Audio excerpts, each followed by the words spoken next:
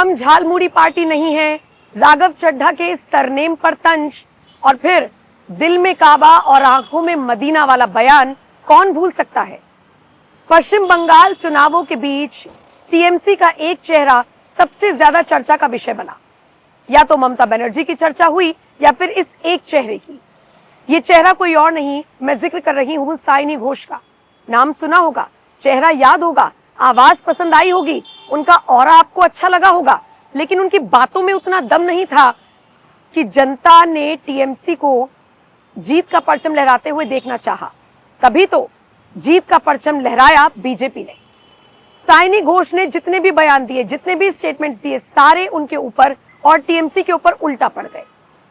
साइनी घोष ने कहा कि मेरे हृदय में काबा और आंखों में मदीना।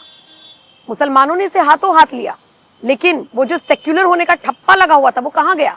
उसके बाद साइनी घोष ने सफाई पेश की, जिसमें वो सेक्युलरिज्म का चोला ओढ़ती हुई नजर आई, जिसमें वो हिंदू, मुस्लिम, सिख, ईसाई सबको भाई भाई बताती हुई तो हनुमान चालीसा पढ़ती हुई नजर आई। लेकिन तब तक बहुत देर हो चुकी थी, क्योंकि बीजेपी इस मुद्दे को भुना चुकी थी।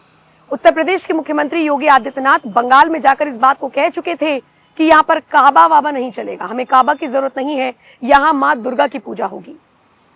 हर एक मुद्दा बीजेपी ने जबरदस्त तरीके से भुनाया और आम जनता तक पहुंचाया। लॉ एंड ऑर्डर का जिक्र हो, महिलाओं के हक की आवाज को बुलंद करना हो, हिंदुओं के हक की आवाज को आगे बढ़ाना हो, हर चीज में बीजेपी ने इतनी मेहनत की, जिसका नतीजा 4 मई को सामने आया।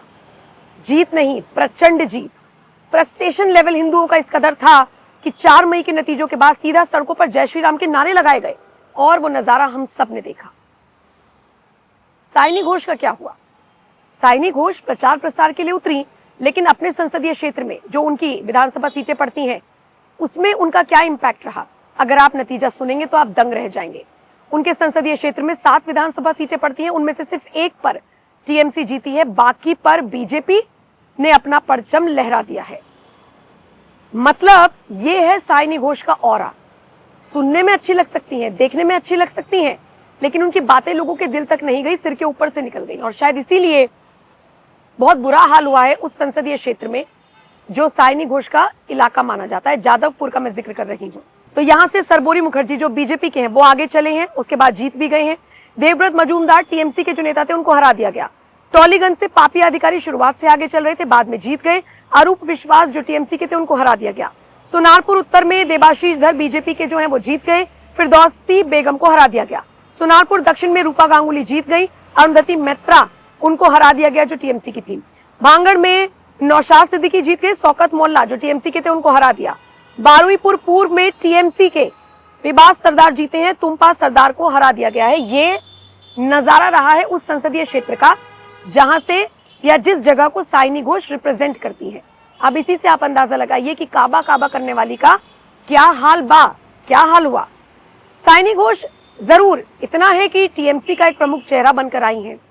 इन चुनावों में सबसे ज्यादा उन्हीं की चर्चा हुई है, लेकिन जमीनी स्तर पर लोगों के बीच में उनका असर नहीं हुआ, और इसीलिए लोग अब उन्हें ट्रोल कर रहे हैं, उनकी खूब आलोचना हो रही है।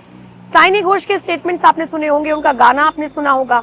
अब ये जो ट्रोलिंग हो रही है और ये जो अपने ही गढ़ में वो सेंध नहीं लगा पाई है, इस पर आप क्या कहेंगे? कमेंट सेक्शन में आप अपनी राय जरूर दें, और बाकी खबरों के लिए एनएमएफ न्यूज देखते रहिए।